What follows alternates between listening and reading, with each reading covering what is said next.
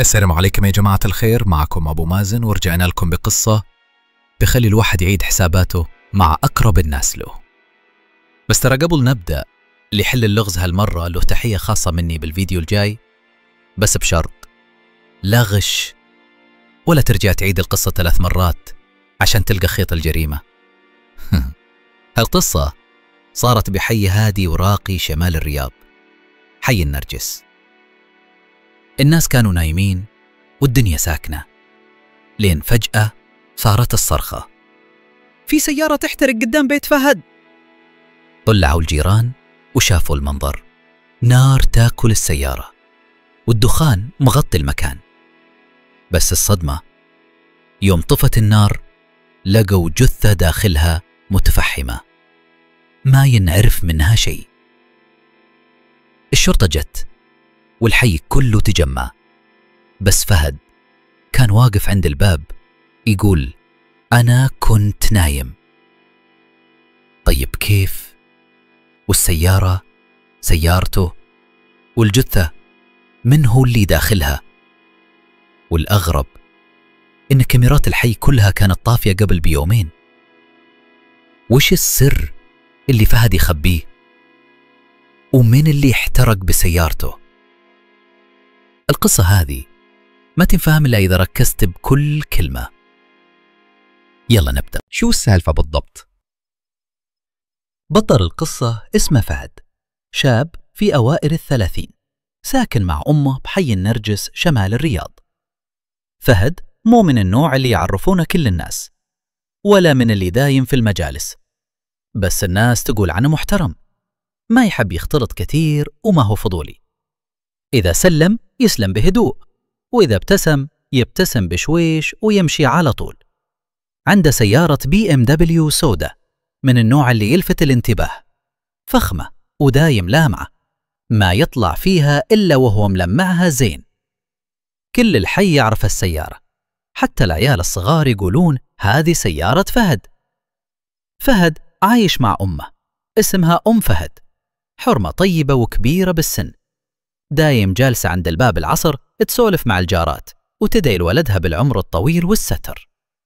فهد نعمة من ربي. تقولها دايم وتفخر فيه قدام الناس. إيش شغلة فهد؟ هنا تبدأ أول سالفة غريبة. فهد ما حد كان يدري إيش شغلته بالضبط. إذا أحد سأله يرد بكلام عام: أشتغل تجارة بسيطة، أو عندي شغل خاص مع ناس من برا. بس ولا مرة قال بالضبط إيش يسوي، ولا أحد شافه يداوم ولا يطلع بورق أو ملفات. اللي نعرفه بس إنه يطلع بعد الظهر ويرجع بالليل، يمكن الساعة 11 أو حتى 1، وأحيانا في بعض الليالي ما يرجع أبد. أنا ما كنت أفكر بالموضوع كثير، لين بدأ الجار حمد يلاحظ أشياء ما تدخل الراس. الجار اللي يشوف كل شيء. حمد شايب كبير، ساكن قدام بيت فهد، ومعروف بالحي إنه ما ينام بدري ودايم واقف عند بابه. هو زي كاميرا مراقبة بشرية، يشوف كل شيء ويعرف كل سيارة ومتى طلعت ومتى رجعت. في ليلة من الليالي قال لي حمد: يا أبو مازن، شفت سيارة فهد طالعة الساعة 3 الفجر وكان فيها 2. قلت يمكن تشابه سيارات، كثير BMW بالحي. قال لا يا طويل العمر، أنا حافظ نمرتها، هذه سيارته بالضبط. رجع فهد بعدها بيومين وسأل حمد: وين كنت ديك الليلة؟ فهد استغرب وقال: ما طلعت، كنت نايم عند أمي. هنا بدت الشكوك.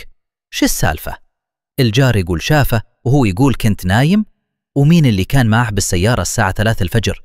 وليه ينكر؟ علاقة قديمة رجعت فجأة. بعد كم يوم من هالسالفة أنا بنفسي شفت واحد واقف عند باب بيت فهد، وكان واضح بينهم نقاش. عرفته؟ طارق، ولد خالته. من زمان كان بينهم شغل، وسمعنا أن صار بينهم مشكلة كبيرة. وصلت السالفة للمحاكم. طارق اختفى فترة طويلة ولا عاد شفناه بالحارة، ويوم رجع فجأة حسيت بشي ما بيطمن. الرجال كان معصب ووجهه مشدود. بعد بيومين نفس السيارة اللي شفتها يوم كانت تحترق كانت واقفة عند المسجد، بس ما كان فيها أحد. سألت حارس المسجد: هذه سيارة فهد؟ قال: إيه والله، من الصبح وهي هنا، ما حد قرب منها. ليش يوقفها بعيد؟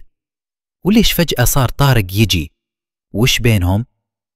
تصرفات فهد تغيرت. حتى أم فهد قالت مرة في جلسة نسوان: ولدي صاير غريب، ما عاد يضحك مثل أول، دايم ساكت، يطلع ويرجع بدون ما يسولف. واحدة من الجارات ردت: يمكن عليه دين. قالت أم فهد: لا والله، فلوسه كثيرة، بس ما أدري وش مخبيه علي. أنا لاحظت بعد إنه صار يبدل مكان وقوف سيارته، مرة قدام بيته، ومرة عند الزاوية، ومرة جنب بيت الجيران. والكاميرات، سمعت من أبو نواف واحد من سكان الحارة إن كاميرته تعطلت فجأة، وبعدها بيومين جت شركة صيانة وقالوا إن وايرات الكاميرا مقطوعة. كل هذا قبل الحريق بيومين بس. آخر يوم قبل الحادث، ذاك اليوم كان الجو هادي. العصر كنت جالس قدام بابي، شفت فهد يطلع من بيته، شكله مستعجل، لابس ثوب مكوي وسيارته نظيفة، كأنه رايح لموعد مهم. رجع قبل المغرب، وقف سيارته قدام بيته ودخل. بس بعد العشاء السيارة اختفت. قلت في نفسي يمكن طلع مشوار، لكن حمد اللي ما تفوته سالفة قال: شفت فهد نازل ومعاه شنطة سودة صغيرة وركب السيارة ومشى. قلت: ورجع؟ قال: لا، من ديك الساعة ما شفته. والصباح اللي بعده صارت الفاجعة. ذاك اليوم اللي صار فيه الحريق كل شيء تغير بعده. حي النرجس اللي دايم يوصفون الناس بالحي الهادي ما عاد فيه هدوء من ديك اللحظة. السيارة الفخمة اللي احترقت ما كانت مجرد سيارة، كانت بداية لغز معقد ما أحد لحد هاللحظة فهمه بالكامل. الBMW السوداء كانت واضحة، محترقة من داخلها، والدخان للحين يطلع منها حتى بعد ما طفتها فرقة الدفاع المدني. وبين الكراسي الخلفية لقوا جثة محترقة بالكامل، متفحمة لدرجة إنهم ما قدروا يعرفون إذا كانت لرجل ولا امرأة. الخبر انتشر بسرعة، والحي كله صار يهمس: الجثة لمن؟ هل فهد كان فيها؟ وإذا مو فهد طيب من؟ خصوصا إن السيارة مسجلة باسمه ومعروفة للكل. والأدهى من كذا إن كاميرات المراقبة اللي تغطي الشارع كانت كلها معطلة. 3 بيوت، 3 كاميرات، كلها توقفت عن التسجيل قبل بيومين من الحادث. في حي مثل هذا ما في شيء مر بالصدفة.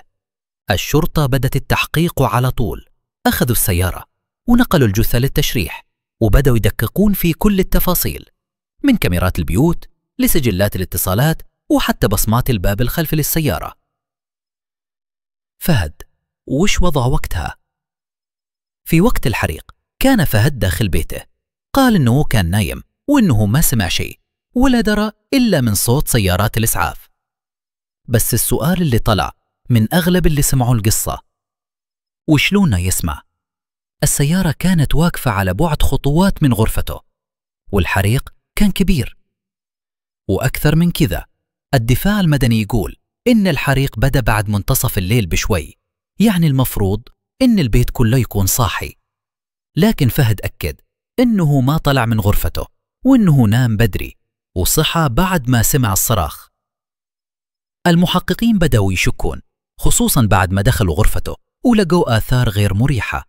ملابسه اللي لبسها قبل يوم كانت مرمية جنب السرير وفيها ريحة بنزين خفيفة، وساعته اليدوية كان فيها أثر حرق بسيط على الجهة المعدنية. هنا بدت التحليلات: هل فهد فعلاً نايم؟ ولا هو مرتبها عشان يطلع بريء؟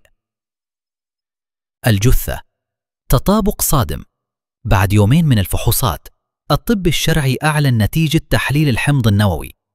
الجثة اللي داخل السيارة ما كانت لفهد، كانت لطارق. طارق هذا مثل ما ذكرنا في الجزء الأول هو ولد خالة فهد، كان بينهم خلاف قديم بسبب مشروع فاشل. طارق اختفى قبل الحريق بأسبوع، وعائلته ما بلغوا عن غيابه لأنه أصلاً كان كثير السفر وما حد كان يتوقع فيه شيء. لكن بعد إعلان النتيجة الأسئلة زادت، وش كان طارق يسوي بسيارة فهد؟ هل فهد يدري إنه فيها ولا هو السبب؟ أدلة جديدة وتناقضات. المحققين حصلوا على تسجيل قديم من كاميرا في مسجد الحي، ما كانت متعطلة لكنها تغطي الزاوية الخلفية.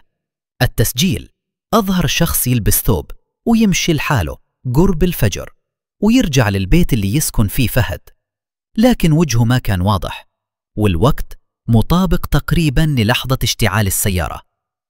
برضه سجلوا شيء غريب، جوال فهد ما استقبل أي مكالمة أو رسالة من الساعة 6 المغرب إلى 5 الفجر، ولا حتى تشغيل ولا نشاط على التطبيقات. هذا غير معتاد، خصوصاً من شخص دائم يتواصل في شغله حسب كلامه. شيء غريب صار مع الأم. في اليوم الثالث بعد الحريق أم فهد راحت للمركز وقال إيش السالفة اللي حكتها أم فهد للمحققين؟ قالت لقت ظرف صغير في دولاب ولدها ما كانت قد شافته من قبل. الظرف كان فيه ورقة مكتوب فيها بخط اليد: أنا ما كنت أبغى أوصل لهالمرحلة، بس طارق كان بيهددني قدام الكل، والله ما قصدت أقتله. لكن المحققين لاحظوا إن الورقة مكتوبة بقلم جاف جديد، وإن الخط مطابق لكتابة فهد في أوراق ثانية. وهنا زاد الشك أكثر، هل الورقة هذه كانت محاولة تمويه ولا فعلا فهد كتبها من الخوف بعد اللي صار؟ الناس انقسموا في الحي، ما عاد أحد مرتاح. ناس تقول أكيد فهد بريء، مستحيل يسويها، وناس تقول كل الأدلة تشير له حتى لو أمه تحلف بالعشر، خصوصاً بعدما تسرب إن فهد كان عليه ضغط مالي كبير، وإن طارق كان يطالبه بمبلغ كبير، وفيه تعديدات صارت بينهم في الواتساب. التحقيقات كشفت إن آخر محادثة بينهم كانت قبل الحادث ب3 أيام، وفيها طارق يقول: إذا ما رجعت المبلغ راح أفضحك قدام أهلك والناس. رد فهد كان: ما عاد فيني أتحمل أكثر، والله ما تدري وش قاعد يصير. وبعدها انقطعت المحادثات. أحياناً الحقيقة تتأخر لكنها دايم تطلع، ومهما حاول الواحد يغطيها لا بد يجي اليوم اللي تنكشف فيه، حتى لو بعد خراب مالطة.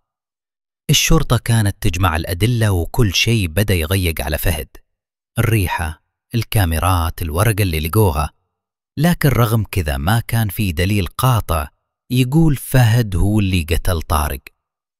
الشارع كله منقسم، ناس تقول إن فهد متورط، وناس تقول إنه ضحية، ويمكن فيه أحد ثاني له مصلحة في اللي صار. بس التحقيقات ما وقفت لين جت اللحظة اللي غيرت كل شيء. اللابتوب المخبى.